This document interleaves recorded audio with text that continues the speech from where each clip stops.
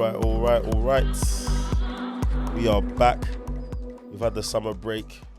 The boys have been to Magaluf, been to Mykonos, been to Santorini. They've had their parties, and we're now back to talk football. How you both doing, boys? I've got Isaac and Keith with me today. What's happening? Can I just interject? He's talking about himself. I'm glad you said it. I don't know what you guys are talking about. Look, I don't understand what the problem is. We had a summer break. Everyone when they did their nice holidays. Filled our quota, innit? Yeah. Whatever. Whilst we were away, clubs were splashing the cash. Mm-hmm. Fans were getting unnecessarily angry. And as you can see, we got new digs. We are now in the new Black Studios. Yeah. Mm-hmm. Which are, fantastic. Great to see. I'm sure you will see many more podcasts aside from ourselves in the new space. So yeah, really big shout out to the team. It's an amazing achievement. You're going to see lots and lots of content from the studios. Not only this studio, you're going to see some other stuff, live shows, live streams. Isaac's going to be banging on the table, talking about what's going on in the world on another podcast. So yeah, look, boys, great to be back. We've got a few things to run through today. The Community Shield was today. I think all of the country's football fans who were not Liverpool enjoyed a successful hate watch in today's game. Of course, the new digs, as I said. The transfer window is not over yet, but it already feels like one of the most dramatic in recent memory. Both are teams doing early business, or teams not doing early business, and actually probably another demonstration of why it needs to close before the league starts. I agree. We'll do a little bit of putting our hands out there and doing some predictions. We've got a new goalkeeper rule to talk about, and yes, we've got a couple of people who have not performed in this window as we thought they would. So we'll have a chat about that. So Community Shield. Liverpool fan to my left, Liverpool fan to my right. What happened? In case you didn't know, Liverpool lost on penalties to Crystal Palace. Good pre-season friendly to shake off the cobwebs before the league starts. Yeah. On Friday. No, obviously, there's, depending on who you speak to, the Community Shield is seen as a nice to win, or some people are not really fussed about it. It's always good to kind of pick up some silverware. I think whether you win it or not doesn't really read much into the season. But I think for a team that started with 4 new signings, I think Liverpool accounted themselves pretty well, especially in the first half. Nice early goal for Ekitike to get his first goal for the club. Nice little link-up play with Wirtz, who I think is going to be very good in the assist column this season. Yeah. Take a bit of pressure off Mo Salah and kind of plug the void that people think is going to happen with Trent. You say take pressure off Mo Salah. He's going to have to wrestle it off him, right? I'm really, as a outside fan, I'm really looking to just see how that dynamic works. Yeah, it's interesting. How Isaac views... No, because we know Salah likes to dominate, whether it's through the coach or not. He likes to dominate the ball, he likes to dominate possession. But we just spent 100 and something million on someone whose job it is to do that, right? Yeah, and it's interesting you say that. There was an interview this week where Salah said he had a conversation with Slot at the start of last season. I was like, we're going to win the league if you allow me to do what I do best. And the Slot allowed him to do that last season. Well, I think now with the introduction of Wirtz, which gives you a little bit more creativity that we kind of missed last season, higher up the pitch, that outball to Salah won't always be the first instinct by a lot of the players. And you saw that today. Wirtz had some really good touches, flicks around the corner, etc., which led to a good finish from Ekitike.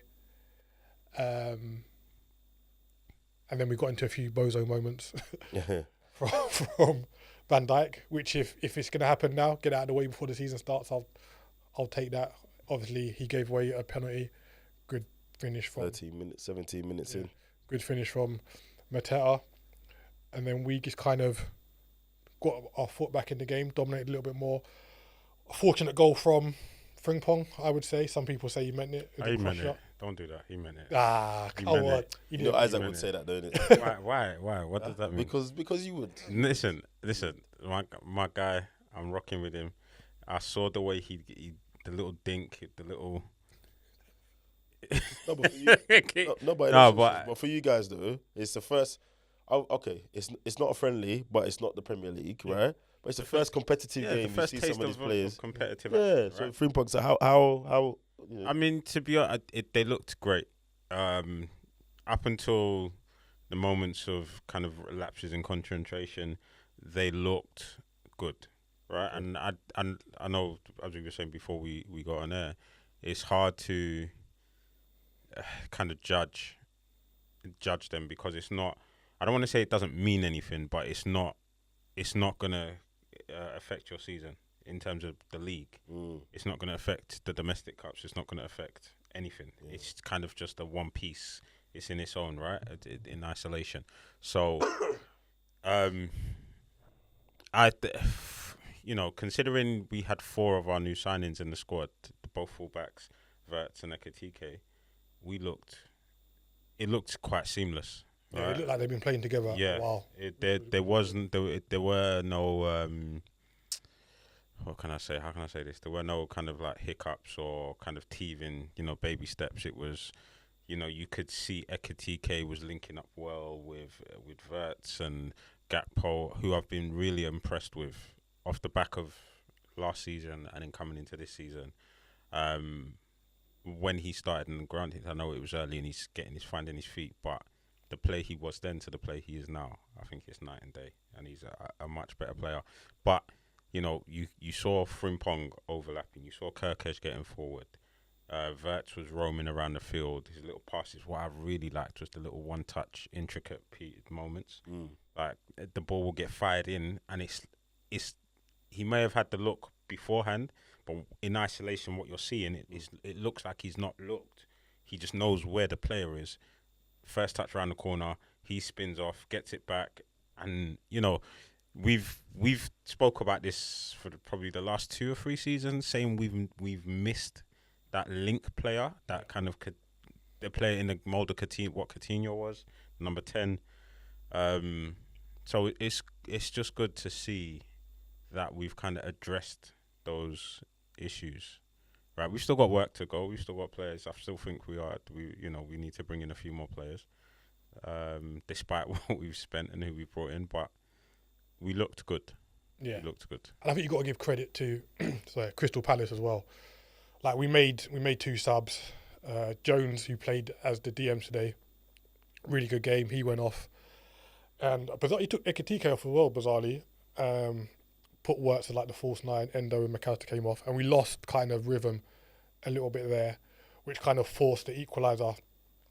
I think Van Dijk was at fault for stepping out when the rest of his defence didn't, but that happens. It was a good finish by Sarr. Yeah, I want to go back to Adam Wharton. Like, controller. Like, I know there's the money being banded around for Isak.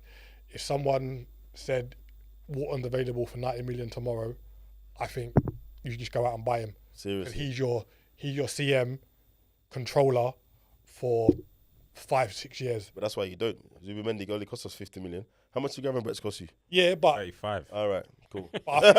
That's why it's still at Palace. But that's the England. It's the English tax. But that's the England tax, and like. I take your point. Yeah, but you're not far though. You're not far off. Yeah. You're not getting him out of Palace for less than 70 hours. You know what 75. do. Yeah. And, Palace just got back into the game well. Like they didn't give up. And I'm just looking at the lineup. This is basically the same team that finished the season. No new side. They've already spent 3 million. This transfer window. What the new left back wasn't it? Yeah. So, but yeah, again, like I think if Liverpool really wanted to, they could have kind of put the game to bed. Yeah. I think same with Palace as well in the second half. If they wanted to, they could have stepped it up a little bit. And yeah, I think like over the 90 minutes, a draw was a fair result. And the penalties, like it is what it is.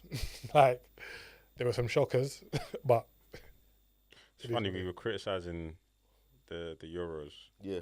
Penalties at the Euros. Yeah. And the men turned up and done. Weren't much better, were they? Yeah. Just to say, lots of people, not me, had a lot to say about the quality of the penalties at the Women's Euros. But football's football, man. Oh, man. People take poor penalties all the time. Yeah. You look at the list of who missed a penalty today, you wouldn't expect those names on the list. Although, I mean, Salah hasn't got the most amazing penalty record, does he? He missed one last week as well. Did he? Yeah. So yeah, Eze missed one. McAllister, Salah, Harvey Elliott. So yeah. Anyway, Crystal Palace won the shootout 3-2 after a 2-2 draw in normal time. I guess everyone's wait for for the football marathon to come back is basically over.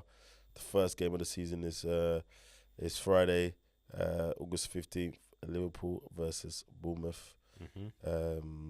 Kirkes going back home for the first. Nice at Anfield. Yeah. Well, yeah. Seeing his team first. Friday night game, first game of the season. I don't know how I feel about it. That's I think 2 it's years nice in for a row me. we've been first, haven't we? Yeah. Yeah. And we was on a Friday night a couple of years ago against, I think it was Norwich. Norwich, When they yeah. first came up. Norwich. When they came up. Yeah, I don't know. As a viewer, I kind of like it. But part of me wants all the games to just start on Saturday. You know how the season ends with all the I games agree with you. Saturday? I kind of want them all to start on All Saturday start at same the time. same time. Yeah. Because Always. it's kind of like you're whetting your appetite on Exactly. a Friday.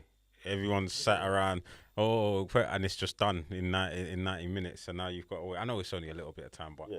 I agree with you. You want that Saturday feel All the in front of the scores, TV. Gillette exactly. Soccer Saturday. Just to kick us off, innit? Yeah. Yeah, even that'd if there be was great. like most of the games on a Saturday and maybe 1 or 2 games on a Sunday, cool. But we live in a world that Sky control, right? So Yeah. it's what it is. Friday to Monday, innit? Yeah. The only thing I will say, I'll be interested to kind of see how we deal with this is Salah today. I think last season the game plan pretty much was feed Salah, right? Get the ball to Salah, let him, do what he does best. It was interesting to see how today it was Salah's just an option, which is essentially what you want, right? Yeah, You want a well-rounded attack. What you've want been to be asking able for some to- time. You want to be that's true, and you want to be able to not just have to go down the right every time. You want to be able to surprise teams and say, all right, you lot can double up over there. We've got danger over here, right? And I know we had Gakpo who was doing bits off the left wing, and then Agent Chaos would come on and try and find something, right? But Chaos. it was good to see that we now have different options. So Verts can, the ball into Ekatike, or maybe a pass out to Gakpo, or find Salah. And in an African Cup of Nations season, Exactly. This is it, yeah. Exactly. Yeah, 'Cause that's- he's gonna go. yeah, So Interesting. The options. yeah, super the interesting. options, yeah. Interesting. Well, as I said, first competitive game kind of out of the way, competitive-ish game out of the way, but the transfer window is still going, and it will still go until the end of August, even though the league is starting on Friday. But I think it's just worth talking about what I think has been. I don't know. I think everyone says this every year, but genuinely, I don't want to say best because what's a good or a bad transfer window, but this might be one of the most active transfer windows I've seen in a while. Mostly because of Say active. Are we talking about the level of player that are moving, or the quantity of transfers? Because So there I are think windows where both. there are lots of transfers. I think both, and some of the business that was done early, Okay. Liverpool. Some of the business that took ages, Arsenal. And then there's some people that couldn't buy a player if Peter the Wingy drove them up to the training ground themselves. Newcastle, right? So Right. it's the way you lot did your, and even Verts, you lot did your business so quickly that extra 4 or 5 days wait for Verts started to feel long because you did Kirkes quickly. Who else did you buy that was Frimpong. quick? It was Frimpong Yeah. quickly. Then Verts took, I don't know, 5 days or something. Yeah. And then that was it. You lot left everyone else to start doing their nonsense. Man United, to be fair, did Cunha early-ish, Yeah. right? And, Arsenal were wrapping up signings that apparently were done in January. Zubimendi, Norgard, etc. But everyone was waiting to see if we actually fixed the number 9 thing. And we had this whole Sesko, Gyökeres saga, which I just thought was so much nonsense because you just had so many people claiming they knew stuff when they clearly didn't. About both the players and about what was going on with the transfer. So, as a transfer roundup so far, a couple of things. Who do you think is the most promising signing? And then who are you surprised hasn't moved? And Keats mentioned one for me already, but I think I already talked about why I think he hasn't moved. So who's your most promising signing? And it can't be a player for your own club. Let's make it interesting. Wow. Okay. Sesko. For me, the reason why I say this, because I've watched United. I've watched a few of the highlights, and although they've not, again, they're friendlies. That early days. They've looked promising, right? Okay. And they've looked like all they needed was a good striker. Now we know what this. We know they've got Højlund and Xerxes that have not produced. Sesko had a good season last year.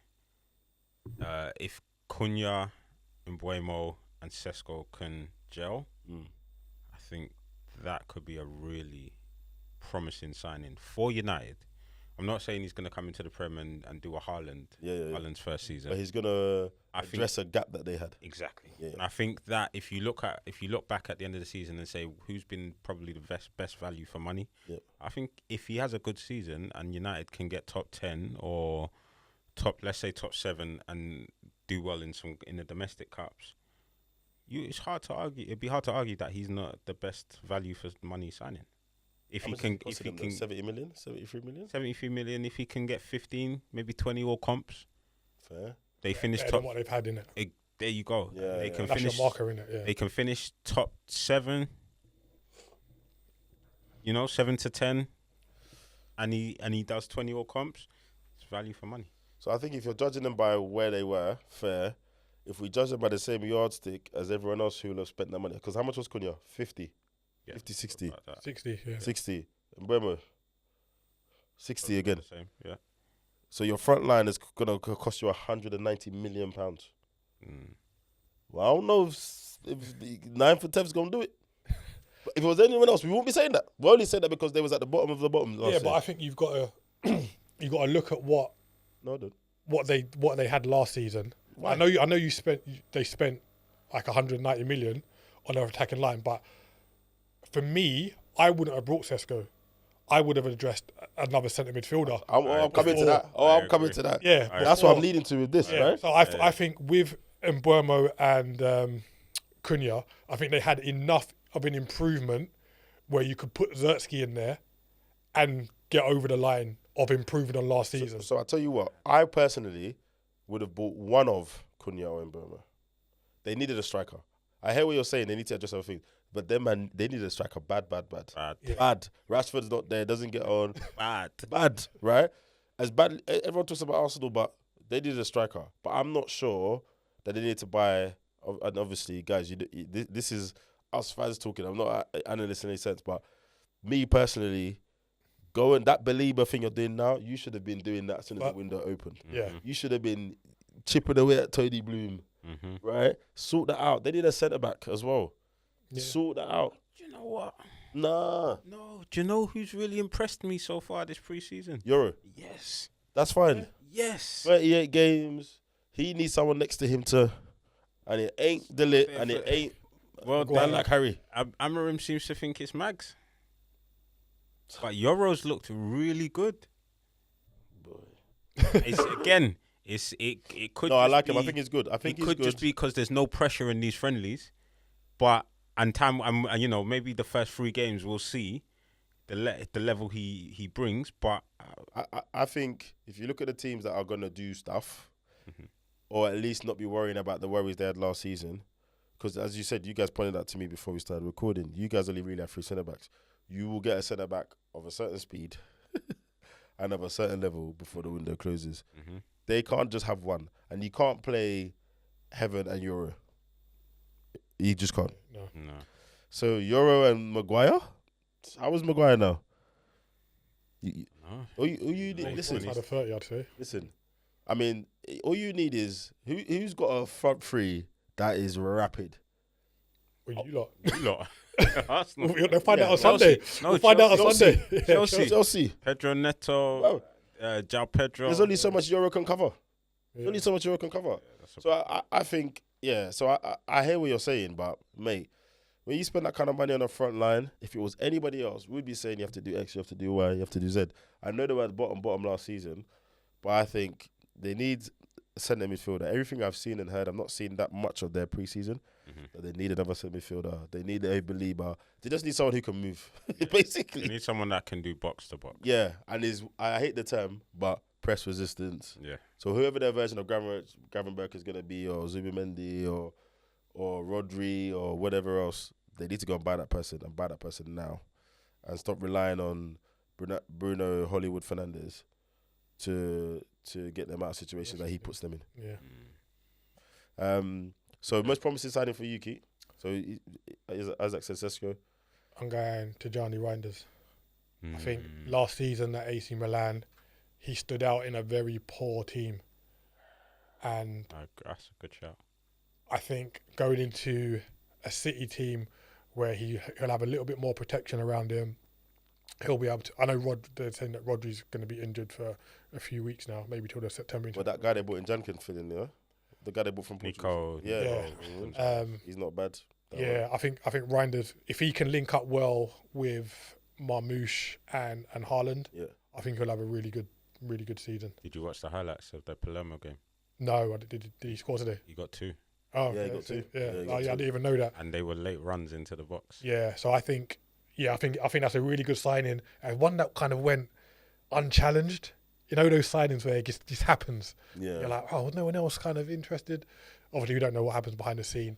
Yeah, we need to.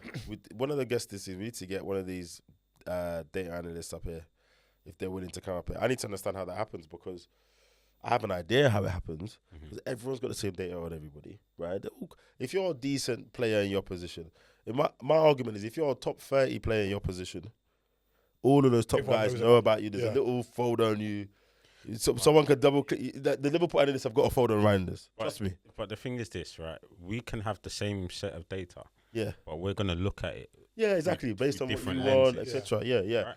And also what you already have, where Exactly. you need to go. So, but to your point, the chatter around Randers, I was surprised that there were other people that could have done with him. But I guess we were already, looking at him. Again, once City enter, we don't know. Maybe a Tottenham or something like that. Newcastle thought about it. Once City enter, what are you going to do? Unless you're Real Madrid or Barca or Liverpool. Like, I wouldn't even go into battle. I would even say if Arsenal want to play and City want to play, City are getting that player. I would even say that today. Yeah. Right? So, okay, Reinders. Who's yours? I think he's all right. I've not seen that much of him. People brought him to my attention. But when I watched him play, I thought he was okay. No. He was okay for Netherlands at the last international tournament. But, yeah. No, I just think the AC Milan team is bad. Yeah. Like really, really bad. And I think, certain players, so like take Rice, for example. Yeah. He was good at West Ham. Yeah. He'd gone to Arsenal with better players. Yeah. And he's shown the levels. I think you'll see that with. And even worse, you can see the holy left back behind the West Ham. Yeah. Yeah. Fine. Yeah, I think you'll see that with. So, someone that doesn't play for my team, I'm stuck between two. And one I really want to be really wrong about. I really want to be wrong about them, but I got a feeling I'm not going to be. So I'm stuck between Florian Wirtz and Ryan Cherky. Nah, I can't see it with Ryan. I think I can't see if I listen, I think that guy is Baller, but next. he has got that about him. Nah, don't do that. Don't do it. No. Is he gonna do it? Is he gonna do it? No, we I'm not spoke gonna about do it. We Is mentioned he gonna do it? briefly. Is he gonna I'm do not it? gonna We do mentioned it. it briefly. I'm not gonna do a it. couple Say it. episodes ago. Talk But- about it. Say it. But Say it. Go on, say it. I hope he doesn't. I hope he doesn't. We've already seen the clip that come out this week. What clip? Pep had to pull him up. Oh, but he does that to everybody. No, Pep pulled him up and had to. Yeah, but and then he bucked up. Yeah, I saw a clip this week where he pulled up Doku and Grealish. I'm even surprised Grealish is back in training. But anyway, that's another conversation. Yeah. So I see Turkey, that one there. I want him to have a madness this season because Like, I Not like too much of a madness, but street enough for you ballers to say, like him. yeah. Yeah, we don't. And have the enough hype of was them. real. The hype is real. Yeah, we don't have enough of them left. Does special things with the ball, sees things other people don't see, and hopefully Pep kind of leaves him alone enough, like how he left Mahrez alone. Yeah. Like Mahrez wasn't afraid to do his step overs and chop people and all that kind of stuff. Hopefully, Turkey can, and I know they play slightly different positions, but he's got the same level of technique, efficiency. Does take shots. He's not just So I think Turkey, but Wirtz, I've seen Wirtz play a couple games now, and I don't like it. I And the do thing not with Wirtz, like it. people forget how young he is. Like he's younger than Harvey Elliott, but it's just the maturity in his play just makes you forget about that. Yeah, I don't like it. But I need him to like. I need him to come across. Who's that man mountain Newcastle defender? What's his Burn. No, man. The one that actually defends. Botman. Huh? Botman. Yeah. I need Wirtz to get a Botman special. Or one of them defenders. Welcome to England. Well, this is the Prem. Early. Because he's looking all right, man. He's looking a bit too all right. I don't like it. So, yeah. For me, I'm sitting on the fence.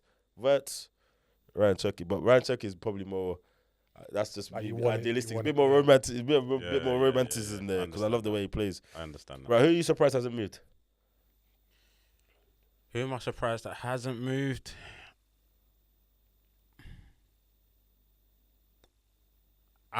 Or even you've not even heard enough chatter about them. Do you know what? There's a few names. There are a few I've names. got two that I'm really surprised at. There are a few names that I've not. Sancho's just gone absolutely dark. Yeah. There's nothing. Apparently that's you. Apparently that was meant to, but then Apparently nothing. Yeah. We've not heard or seen neither peek or boo about it, right? But I think with people like Sancho, because of his contract, I think there are things to negotiate. Yeah. Okay, I know this Hard pay. deal, I know And his he's on the pay. chunky thing, so yeah, it won't surprise me that's taking a bit. High, but usually you'd hear chatter about it, right? Harvey Elliott, I know he's not.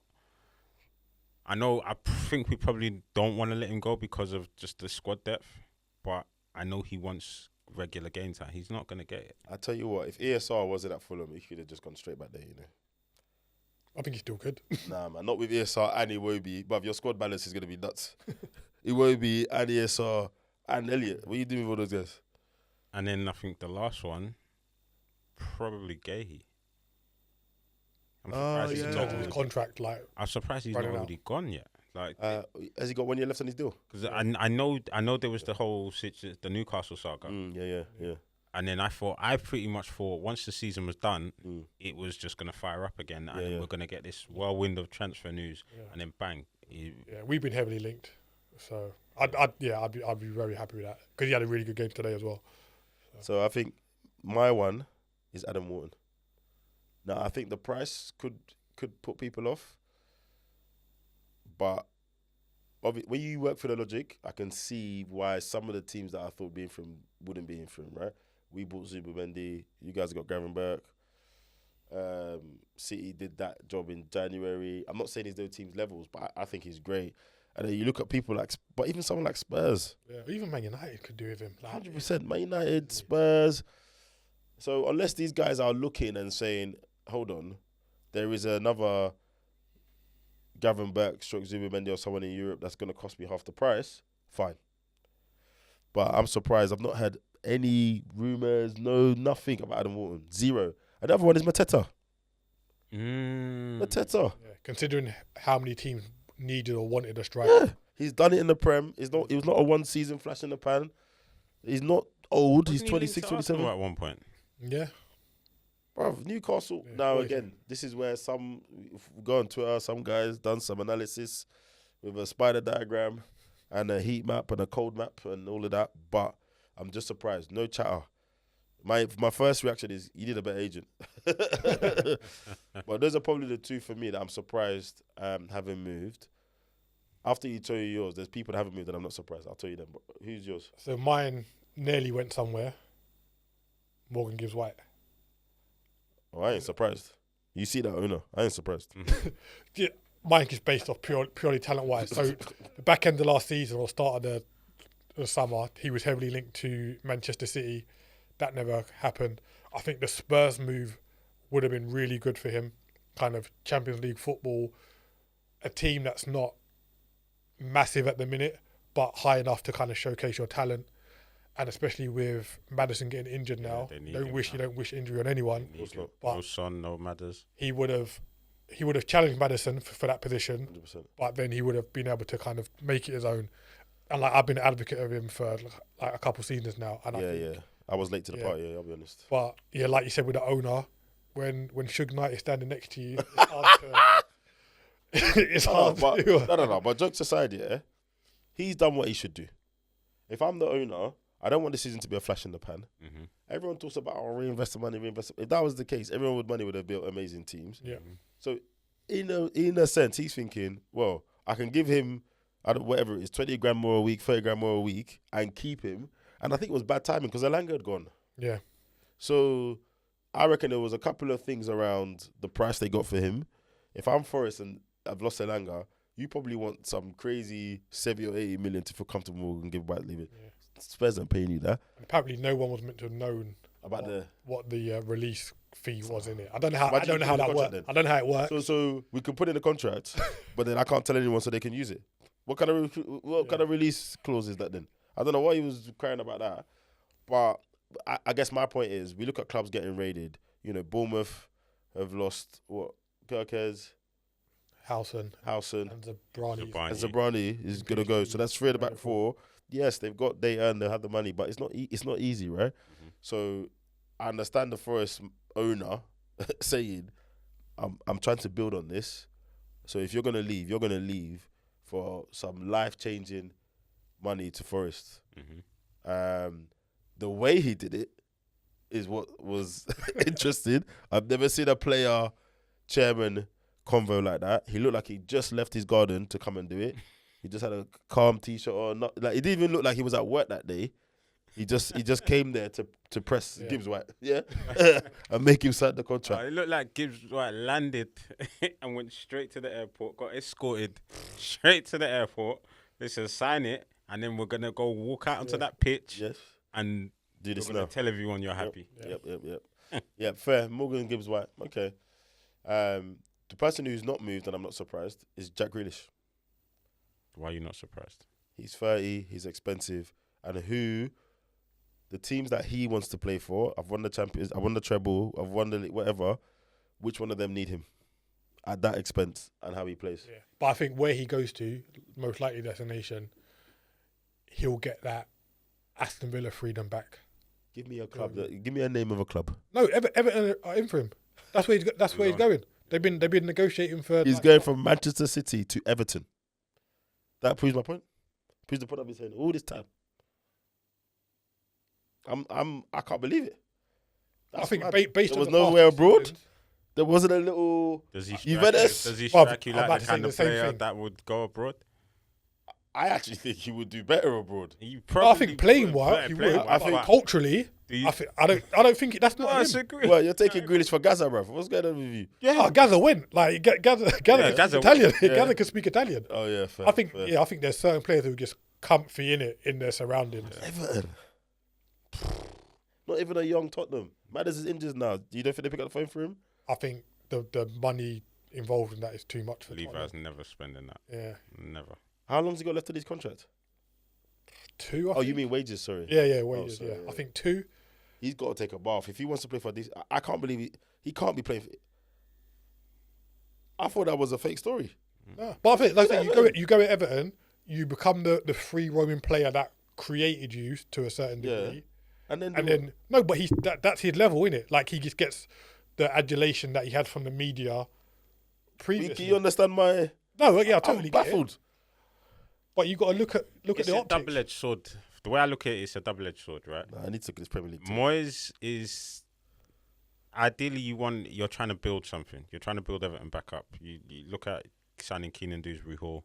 You've got Iliman Ndiaye who's been performing out of his skin. Yeah, good player. Beto's Could hit. raw, Yeah, but he's better than what he was. Because no Mateta ended the season well, carried it on, And then carried it on. Exactly. Could be that vein. So you're trying to build something. Do you want to upset that by bringing in Jack Grealish? Because, and I say upset that because they've got no creativity, though. but you don't know what you're gonna But get. No, but you exactly they've got Ndiaye, and now they've got Dewsbury Hall, who's a good player. Yeah. He's not all right. He's not I don't fantastic, but he's a good player.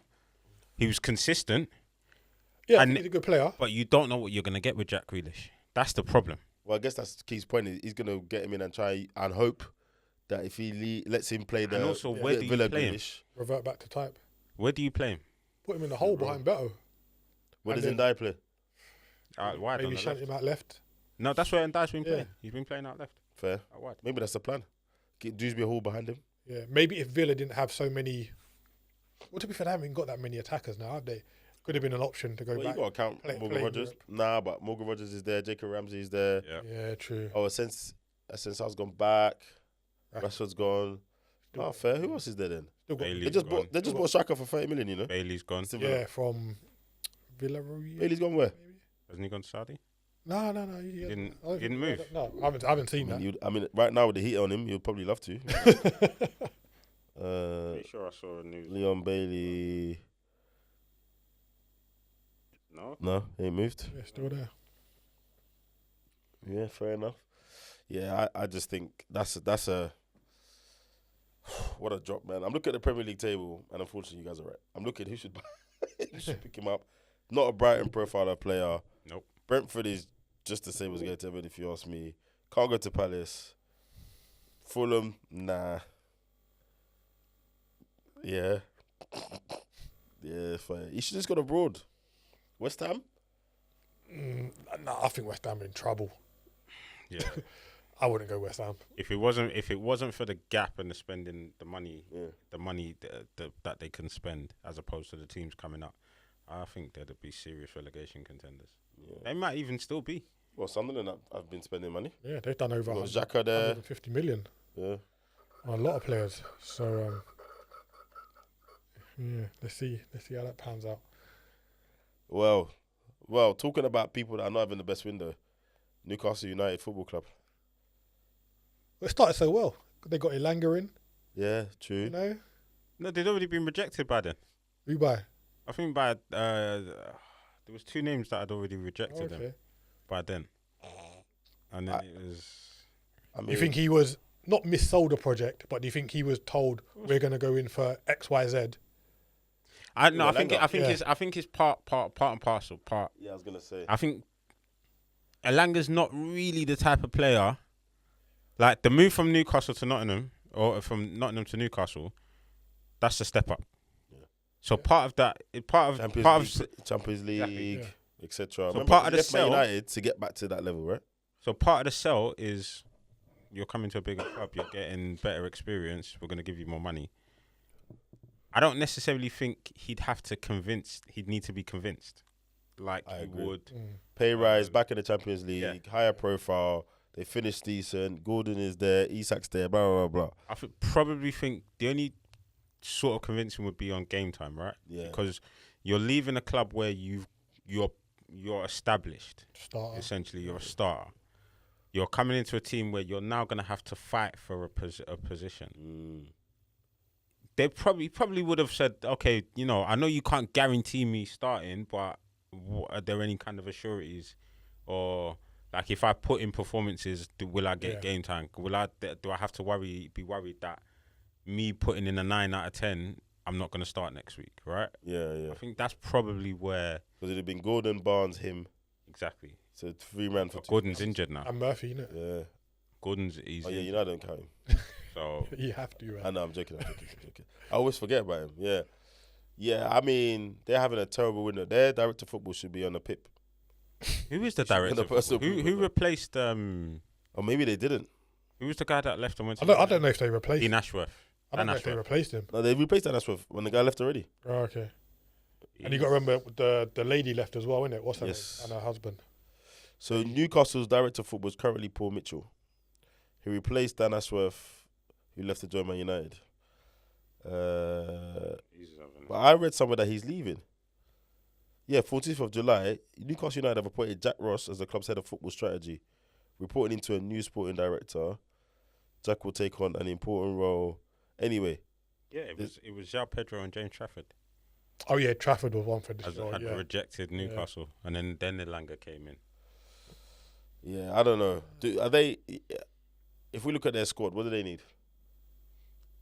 Newcastle. Yeah, because it's Need a easy, striker. it's easy to have the narrative and make it seem like they're having a bad window. No, But but actually, let's take a. What do their squad actually need? they need a striker regardless whether Isak leaves or not, because they haven't. Wilson left. They've got that. Yeah. I can't remember the other guy they got there. His name escapes me. But I think they need another striker.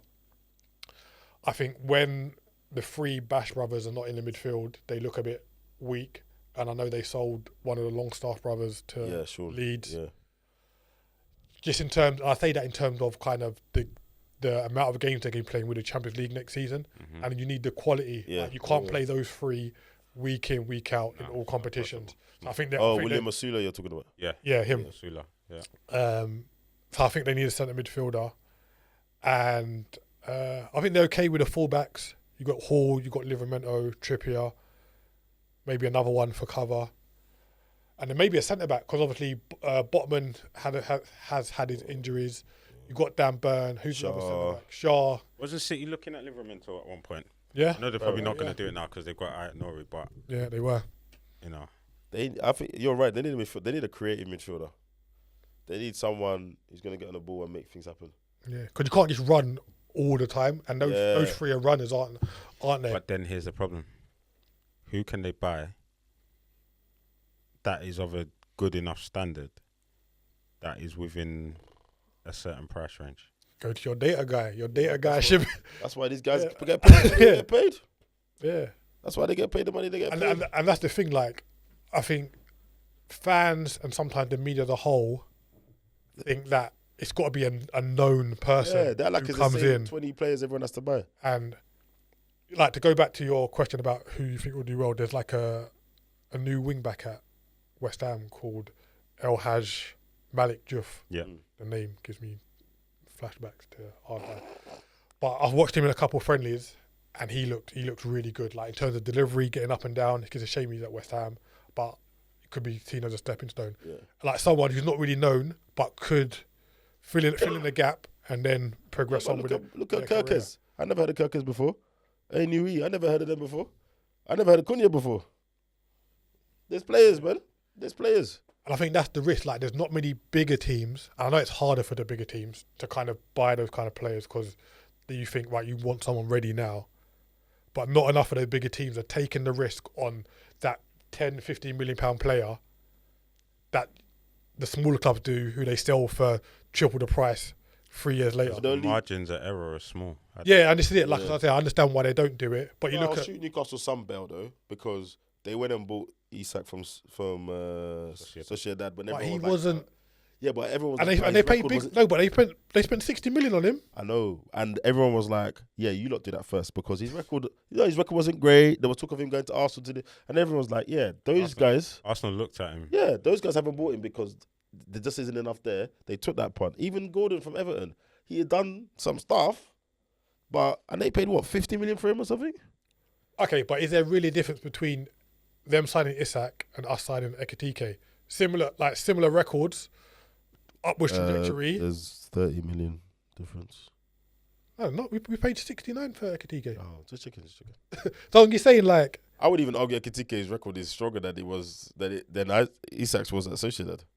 Yeah. But again, that's what I mean. So I agree because Ekitike could have gone somewhere else from Frankfurt, done a thing, and then now, 130 million. I'm just saying, like, the fee, like, there's those gems, like the Kirkheads was like 10, 15 million for Bournemouth. Mm-hmm. Who else? But does he play enough at Newcastle to... No, you're right, because they bought Livramento. What had Livramento done before? Yeah. And he wasn't cheap, but we know that was the PSR laundering where he plays. So, no, I'm with you. We've had this conversation before. Even Maddison, like, clubs waited for him to go, and then Spurs came and splashed the money. Mm-hmm. We all saw what he was. You could have bought him from Norwich. Didn't have to wait for him to go, Leicester. So yeah, I think they need at least they need a few players. I'm looking at their squad now. They're gonna struggle. With all due respect to everybody, but Jacob Murphy, Harvey Barnes, Osula. How much is Osula gonna contribute this season? Who knows? I think if he's given the opportunity, he will perform. Yeah, I don't know much about him. I don't know where they bought him from. I don't know much about him. He was at Sheffield United. Yeah, he came on a few games back end of last season. Yeah, got himself about. I think he'll do well. Kieran Trippier is still there. Joe Willock. They're gonna need to replace Kieran Trippier. And I think they need to replace Joe Willock. Matt Target. Who's Matt Target? Don't do that. No, his name sounds familiar. Yeah, he's been around for a while. He's been around for you. He played 2 games. Yeah, he's been around. Okay, fine. But yeah, I think Newcastle are in this kind of purgatory of where their squad can either go on to be really good, or it's not improved on enough, and they kind of fall. Yeah, to your point, you can't bleep test your way. Do you know what? I agree. To Keith's point, they're on that precipice of moving into the next level, but there's the restrictions of PSR that's stopping them. And unfortunately, to get to the next level, the players you want, not necessarily need, or you think you need, the price tag on them is just No, but they made a bid for Sesko and he chose Man United. It's out of your reach. And but that I think if they'd have gone for Sesko first, he would have probably gone. Yeah. I think what happened. Man I United think picks up what's the happened. phone. No, it's not even that. I don't even think it's Man United, because to go to Man United, it's money. Yeah. Let's be honest. Yeah. Like, you can't tell me the pool, because there's no guarantee that they're gonna get back to the glory days. Yeah, right? Newcastle are playing Champions League. Right. Cool. So if he'd have gone before all the noise, and the rejections, and now and Newcastle look like this clown show, I think he'd have gone. But we're here now. We're at the point now. No one wants to be that person that. Now I'm going over there. No one wants to go there. So why am I going there? Yeah, You know what I mean? Yeah. I think they need 5 upgrades, bro. Yeah. And I think if you think about it, they've been in Champions League 2 of the last 3 seasons. Yep. Is that a squad that looks like it's That's what I'm been in saying. Champions League I'm looking at twice? the squad now. Like, it doesn't, innit? You think No. with that kind of back money that comes in, they would have. I know they want to improve. It just, The challenge you've got is in that time, to your point, where you're not doing that. Chelsea are sorting themselves out. Yeah. Man You know what I mean? United are sorting Man themselves. United are sorting themselves out. So the City teams are who- sorting themselves out. The teams whose place you've taken, they're going to come knocking and saying, "All right, you had your fun. See you later. It's And I think back to regular." and you gotta look at it. Man United, they are a bigger club than Newcastle. Yeah. They can spend more because they earn more. Yep. You just have to really look at that and say, right, do I go there, even though the experience in terms of the games that I play is better, or do I go there where there's a possibility I'll be back playing well and earning more? They need me more, so I can go and demand more money. It's probably the agent that pushed him towards Man United. It's a bit mad that he's leaving a club where he played in Champions League and turned down a club that's going to play Champions League. And To your we point, know and that. going to Man United. We know why that is, because the pay packets the money are and- probably double. It's Man United. It's innit? Man Like, United. He can say, I all played for Man United. Yeah, It still has a draw, man. Yeah. it's been what No, it 13 years since Fergie left, up and down. But because of that success they had the 20 years prior, you're still the draw of Man United, and No, that will of never course. fade. in Of a long course. time. Of course. Where that crest, yeah. I mean, you get there's 6 or 8 big clubs in Europe that everyone would turn their head if they Yeah, come knocking. it's It's just what it nature of the is. beast, innit? It's just what it is, you know. All right, cool. Well, let's see. We'll see what happens. And like I said, there's still the rest of August. It's August the 10th as we record. So there's still another 19, 20 days of the window left. Let's see. Newcastle could pull a few rabbits out of the hat and have a decent looking team. I won't bet any money on it, but let's see. Right. Let's have some predictions, lads. Let's have some predictions. So, with everything you've seen so far, yes, I know people can buy more players, but the league starts on Friday. I want your Premier League winner, top 4, and relegation. Prem winner, Liverpool. Of course, all right. Yep, obviously. I'm gonna go for Arsenal second again. Chelsea third. Yeah. City fourth. Okay. Relegation. Relegation. I'm gonna stick my neck out, Mm. and I'm gonna say West Ham. Okay. And then who are the other 2 teams that came up? Not Sunderland. Leeds and Burnley. Yeah, West Ham, Leeds, Burnley. Okay, interesting. Nice. Liverpool winners, Arsenal second, City third, Chelsea fourth. Relegation, I'm going Leeds, Brentford.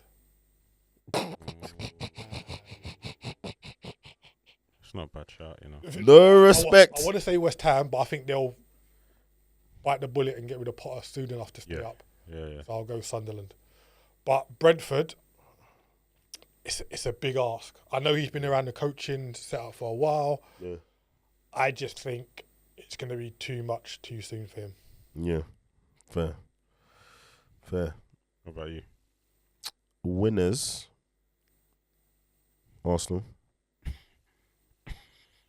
City second. This guy. You know me, I have a logic to my madness. Okay. I'd love to hear it. Liverpool third. Chelsea fourth. I just got this thing. I think Chelsea are going to be alright this season. Yeah, I think so. And they're going to be. That Yeah. João Pedro signing is a big boost for them. Yeah.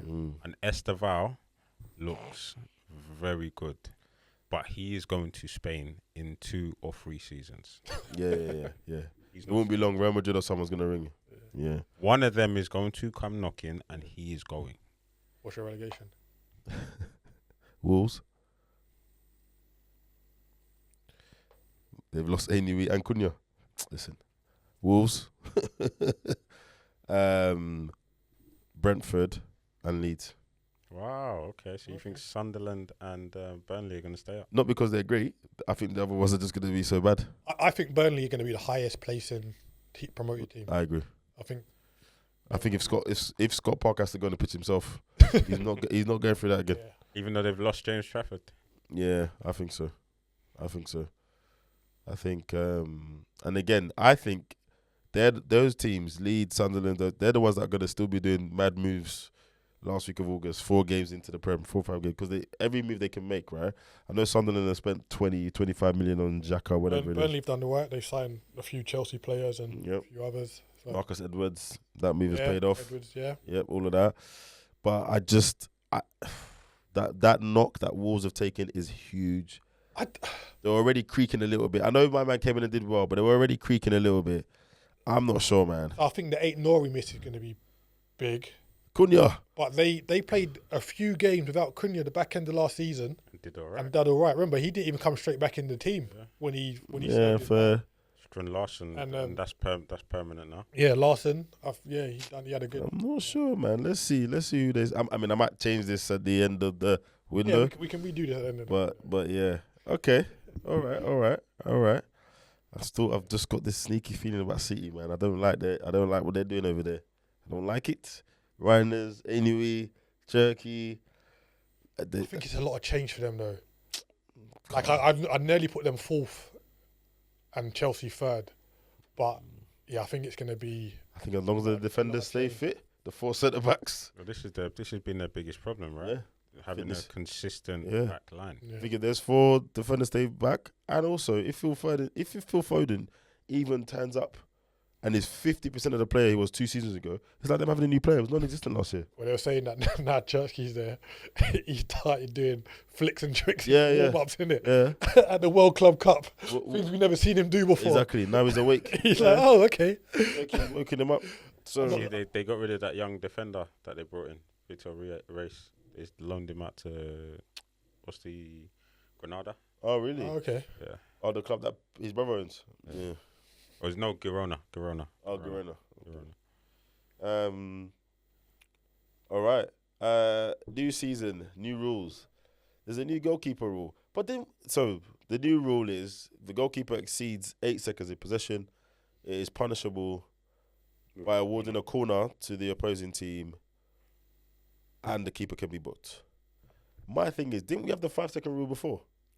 Yeah, but it was like an unwritten rule from like back in the day. Yeah. No one really. And they used to get a yellow card, but they used to keep possession. Yeah, no one really took notice of it. What do you think of this rule? I get it because time wasting is becoming more prevalent, Yeah, look, and I'm conscious in the my game. team is one of the worst for it. and a lot of it is done by the goalkeepers Yeah. nowadays. Like, you know, when the game's kind of petering it out, they go up and catch the ball, and then they go onto their knees, etc., and then the crowd cheers, etc. So I understand it, and I think they're just looking for more ways for the ball to be in play longer. Yeah. Because, like, Exactly. obviously there's that stat where it's a 90-minute game. Yeah. But sometimes the ball's in play like 50 minutes, Yeah. which is like which is shocking. Yeah. So if it's to do with that rather than kind of punishing a team, I'm all for it.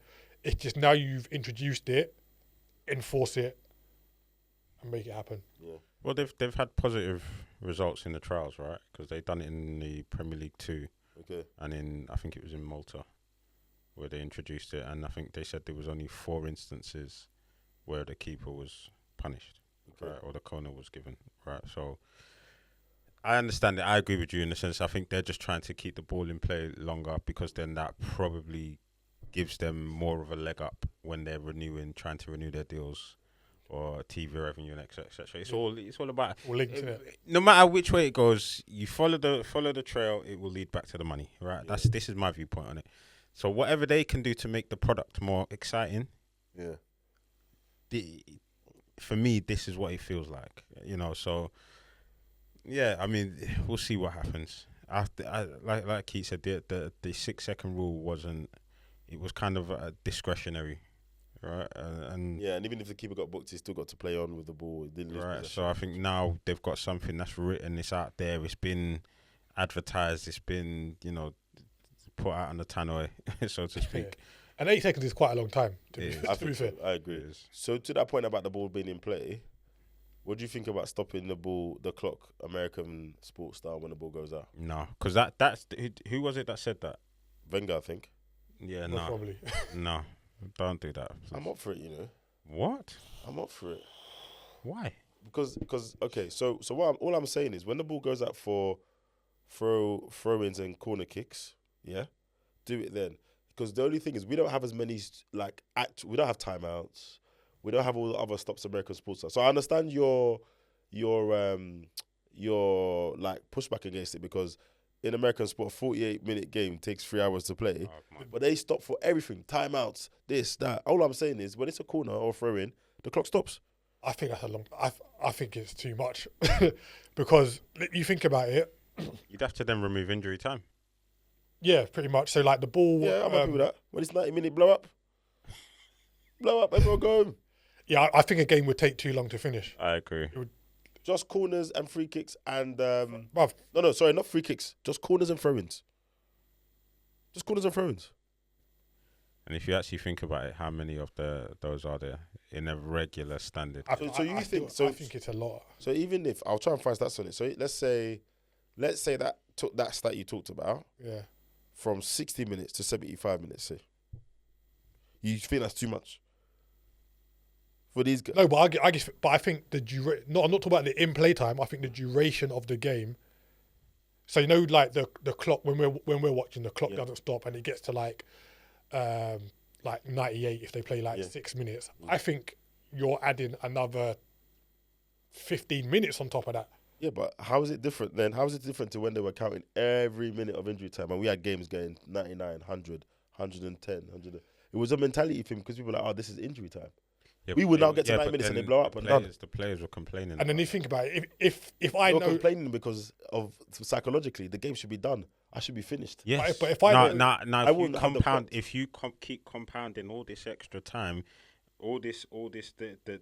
the length of time. All right, so but they spend more time out on the pitch, right? If you stop the clock, we're spending more time out on the pitch. If you also then don't scrap injury time, where we've got this new injury time rule where you're now seeing 10 minutes, 15 minutes. That's more time spent out on the pitch. No, you wouldn't have injury time. I know. Do what I'm saying. There'll be no injury time. Okay. But even then, so like there was a point. That doesn't work, does it? Because if I kick you and you're down.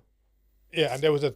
No, the clock stops then. No, but you said corners and throw-ins. There was an Arsenal corners, throw-ins, and stoppages. There was an Arsenal throw-in last season where someone got booked, where it's recorded, that took 30 seconds. Yeah.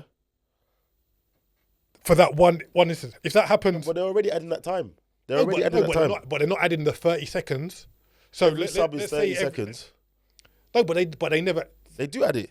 They don't, man. They do. If there's 10, that's why it comes up and says minimum 4 minutes. If there's 10 subs in the game, they're not giving 30 seconds per sub, are they? They don't. Always. That's what I'm saying. They're meant to, though. Yeah, they're meant to, but they don't. They do. They add the 3 minutes. They average it. They don't.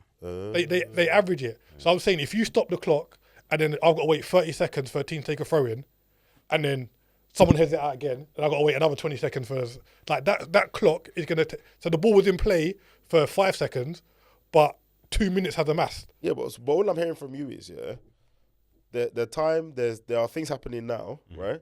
That the time's getting added on anyway. All I'm saying is it gets added on in a different way. So I'm not adding any extra time in that game. Yeah, but I just think like you're going to turn into American football. You're going to be in the stadium for like No, 2.5 hours. Yeah, wait, hold on. So I'm not adding on any new time in that respect, yeah? I'm just changing the way you add it on, number one.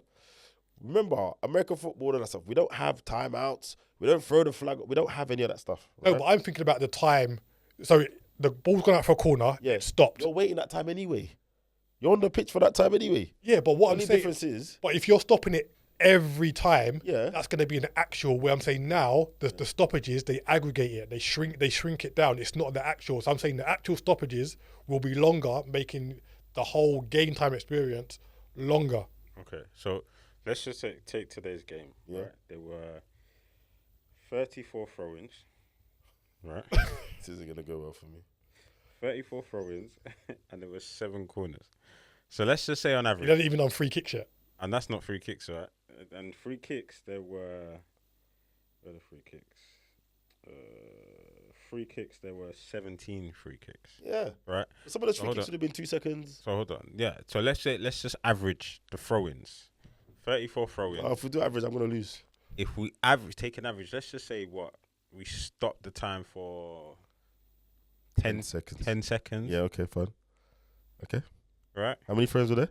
34. 34. That's 3 minutes and 40 seconds. Okay. Additional time. Then the corners was 12 corners. I think it was 12 corners. I said 12 corners. And that's a lie. That's 334. It's 340 seconds. Let's see your maths. Yeah, okay, peak. That's peak. That's Yeah, just I shy- just think- that's just shy of 6 I think minutes. players could take advantage of it as well. That's just shy of 6 minutes. I still think I got something there, man. You know what? Liverpool game on Saturday, on Friday. Let's do it. I'm gonna stop it Yeah. and then just see what happens. See, So, like, no, see so how I hear much you lot's time's left. point, but in my head, it was the actual time. Because sometimes someone wants to take a corner quickly. Someone wants to... So it was the actual time. And there's going to be in-game dynamics. That means I take that throw on quickly. Yeah. Take that thing quickly. I just think in football, we've got this psychology. Once it gets to 90 minutes, we're all like, blow the whistle, let's do the time. Actually, just stop the clock quickly. Yeah. And then also, if you're taking long and you're time wasting, then you can penalise time wasting. Whoa, it doesn't benefit you to time waste. I've stopped the clock. Do what you're doing. Yeah. Do what you're doing. Take long if you want. I've stopped the clock, bro. Yeah. But there are many ways to time waste, right? Yeah, There are many ways to time waste. It's not just kicking the ball out and taking long to come in. You can go into the corner. Yeah. Just pass it around the back. You can slow the game. Yeah. Keeper Right holding down. the ball for 8 seconds. Yeah. Keeper feigns an injury. Yeah. Tactical. Yeah, they're getting good at that. They're getting good at that. All right, cool. Well, listen, first one back.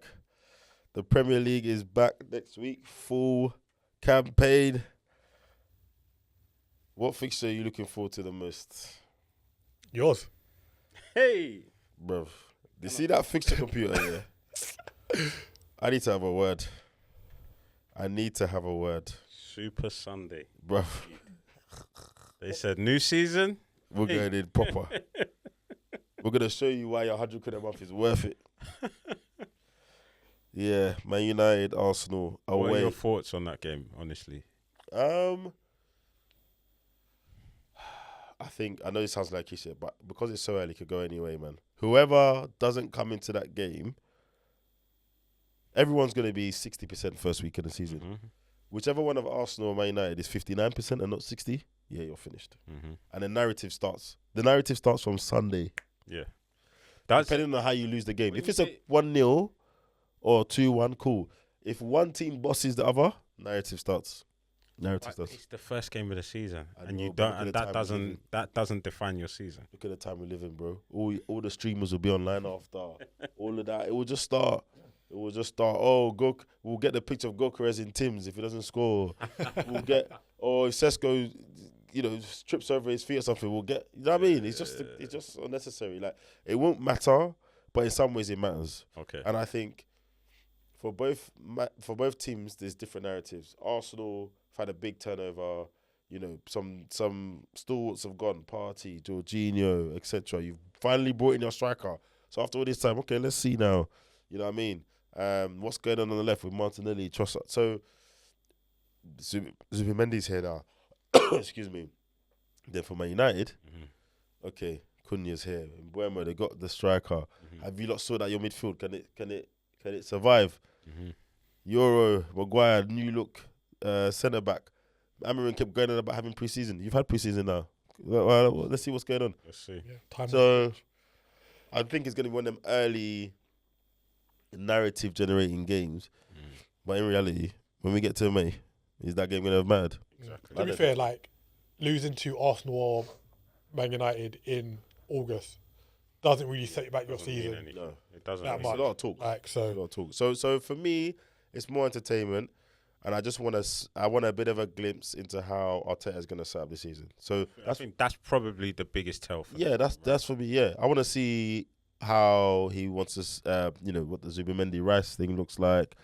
Has he made any changes to the Saka Odegaard dynamic? Yeah. Has he done anything to Martinelli? It's going to fit in. Exactly. And even from Amarim, okay, you've had your full pre-season. What tweaks and differences has he made?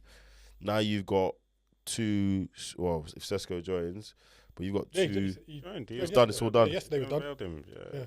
So even so, you got three supposedly really top quality players. You've got two who have shown us high scoring in the Premier League last season. Are you finally going to be consistently dangerous? Are you going to see off games? So for me, it's just really just see, as an Arsenal fan, see how he sets up with the new players, but then also to see if it genuinely is the same old Man United, or is the pre-season where people say they look a bit better, a bit more structured. Actually, do we see any of that? Yeah. To be honest. Yeah. Villa are playing Newcastle as well this weekend, so that'll be good. There's actually 7 live games in fixtures. Poor blimey. So all 3 Sunday games are live. Then Fridays, which is for Fridays, and then there's a Monday night fixture. There's only 3 p.m. kickoffs on Saturday. and the first weekend of the First week season. of the season. Absolutely. Like, I like the TV coverage because obviously we get to access it more. But like you said at the start of the pod, like having all the majority of the teams all playing at the same time, 3 o'clock on a Saturday, there's like a feel that you don't really get anymore. Game And change. it'd be nice, like you say, like the last game of the season, if they were allowed, even if they started the league on a Sunday, so they could avoid the blackout and have games played. First game of the season on a Sunday, just so you get that buzz back. That feeling. No, I agree. The TV company. I'm actually looking forward to Sunderland and West Ham because I want to see how bad West Ham are and what Sunderland could be. Because again, if you're West Ham, first game of the season, you lose to Sunderland, it's not a good start, mate. Who have Burnley got first? Spurs. Oh yeah, Spurs. Yeah, and then Leeds have got. They've got Everton at home. Yeah. Listen, those games there, banana skins. Could be tricky. Can we just jump forward to AFCON? God. Man United. A lot of players. Huh? Anana. Oh my days. Mazraoui. Buemo. Mbuemo. Ahmad. And who's the last? If Baliba signs Baliba. That'll be 5 players. That's tricky, and it's 4 weeks, 4 or 5 weeks if you make the final. So, But even before, you got to go before. You know this before you sign them, innit? You got Yeah. to deal with it, man. This is it. That could be a real. I mean, Arteta doesn't. He's like his boss, innit? He don't do African players, so he's like his own boss. So we don't have that problem at Arsenal, do we? Yeah. The Thomas Partey was the last one, and he hardly played for Ghana anyway. Yeah. Hardly played for Ghana. So that'll be interesting to see how they handle that. Just I know it's only 1 game a week, but it's a quick one on Arteta. Like, I know a lot of people have said this season is his precious season, but the fact that he's been backed now, if you don't win it, do you still think he's given another season to utilise his players? Yeah. yes. And the reason, I want to separate 2 things, yeah? Let's look at the behaviour of the club. Mm-hmm.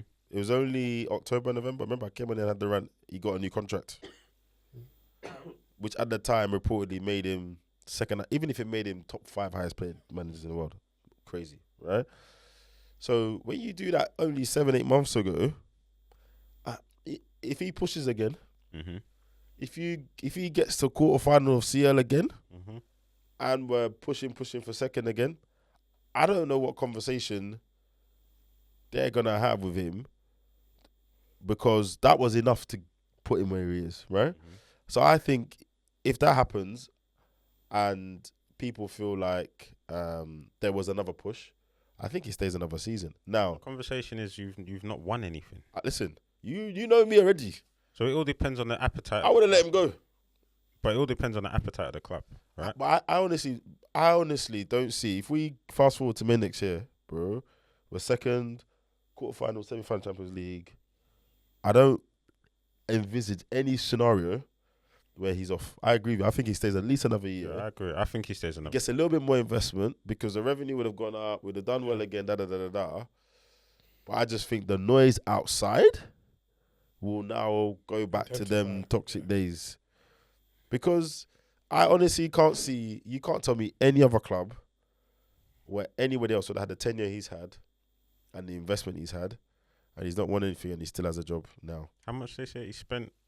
He must be a billionaire. Easy. No, I don't think it's $1 billion. I think it's like about. What have we spent this summer? This summer will take him to about 750. Nah. Yeah, I'm sure it was 600 at the start of last season. Okay, we're splitting hairs in a few hundred millions, but he's close to 8. Let's say. I think he's between 8 and 900 million spent.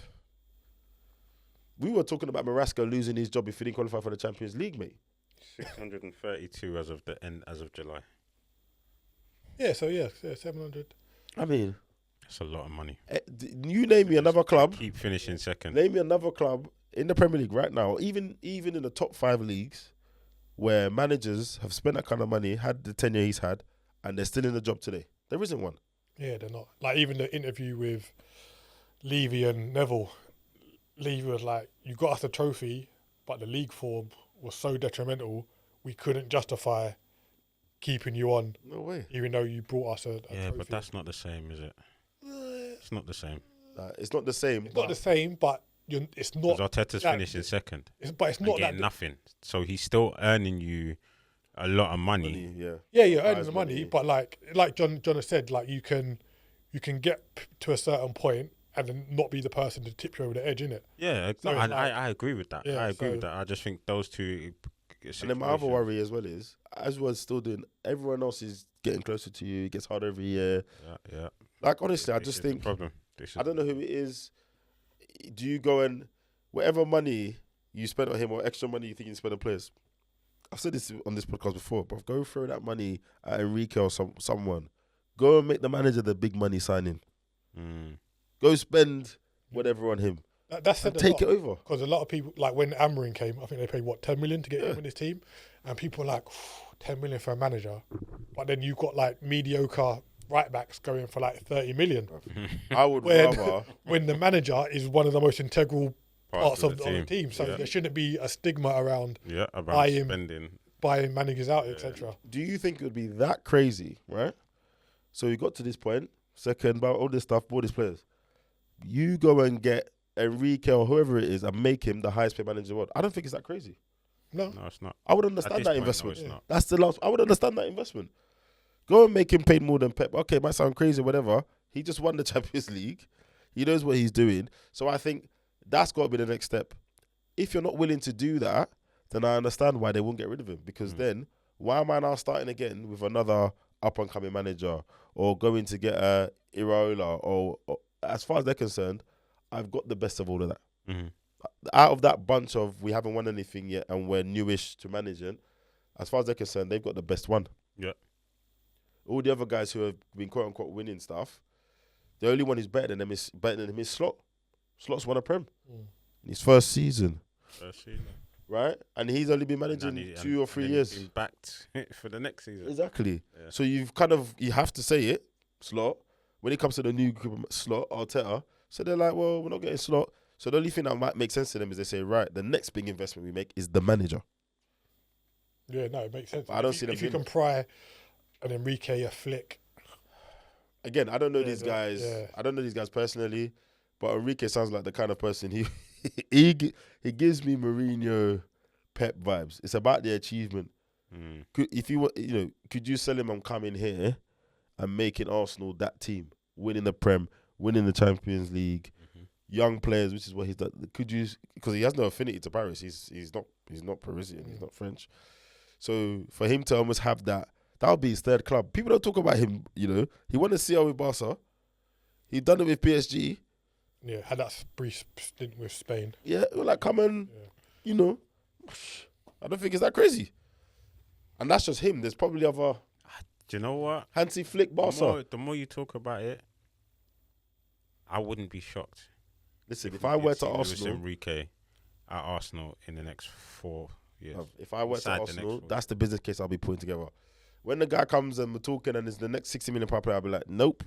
I want to spend 30 million on Luis Enrique. Well, you best hope City don't get in there first. That's all I'm saying. Because Pep, was he saying this is his last season? Yeah, Pep saying after this contract, he's taking a break. That's it. It's after the contract. Yeah. So, we know. Is this his last season? Because when did he sign that contract? 2 seasons ago. No, last season. It It was last season. Last season because he had because then he had the issue with his missus because she was like, "Well, you told us, you told me this is it." Yeah. Let me check his contract. But that's so to answer your question, I think he should be under pressure. I think he should be under pressure now. But the behaviour of the club or Woodham new contract not too long ago, I think that contract was 4 or 5 years or whatever it is, suggests that he's got some rope. But personally, if he doesn't win it this year, again, I think he's done a great job in his first job in management to get to a club to competing with the likes of Pep and all these guys. Mm-hmm. He's just not the guy that's gonna make us as Arsenal good. where they are now. Yeah. Compared to where Without a Messi or whatever, he took over, I think he's done wonders for his managerial career. Yeah. He will get jobs.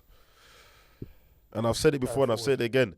He can go somewhere that has got certain tools.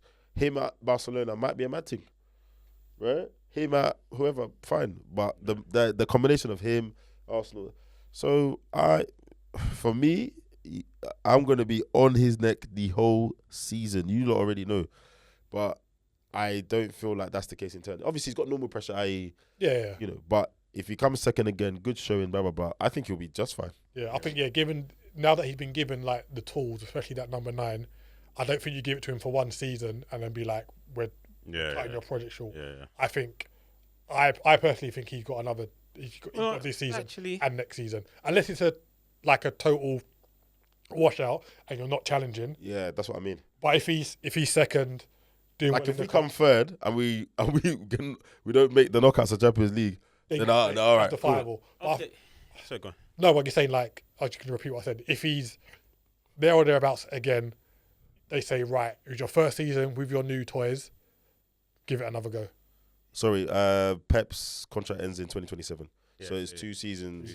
So this season coming and the season after. Yeah. Yeah, he does need to go.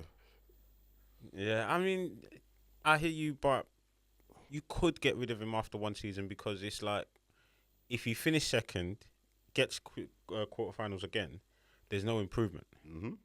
We've given you You've money. improved your squad. Your squad's improved. We've coughed up, and you're still here. You could get rid of that and just say, look, we're going to stop the rot now. You could, but I don't think they will. Yeah, no, I agree. I don't think they will. And no one talks about it, but we've got one of the largest squads in the Premier League. Like, our squads, they trimmed a little bit, but hella defenders. Bro, we've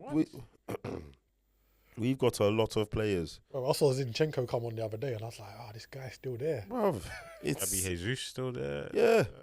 We've got a lot of players. Defenders. Saliba, Mosquera, White, Gabriel, Timber, Kivio, Zinchenko, Calafiori, Lewis Kelly. 1, 2, 3, 4, 5, 6, 7, 8, 9 first team defenders. Right? And even if you take out Zinchenko doesn't play much, there's 8 players there that could play. 2 per position. 2 per position. Midfielders, Odegaard, Norgard, Vieira. Fine, he'll probably still leave. there. Yeah. Lokonga's still there, Marino, Zubimendi, Rice. So if you take out Lokonga and Vieira, then it's not too bad. 1, 2, 3, 4, 5 midfielders. Okay. Yeah. Forward, Saka, Jesus, Martinelli, Gyökeres, Trossard, Madueke, Nelson, who will leave, and then Havertz. But the squad's chunky, bruv. It's a big squad. Chunky. So, you need it for them League Cup games, innit? Yeah, there you go. So, yeah, we'll see. He's got a quote in there. Any moment we can change the puzzle. Brother, you need to change the puzzle and win a trophy. That's what you need to do. Anyway, it's great to be back, boys. Yeah, very good to be back, man. As we said already, Premier League back next weekend. We'll be back with all of the shenanigans, the teams that we expected to win who didn't win, and hopefully Arsenal prevail against Manchester United. If not, you will hear these two enjoying.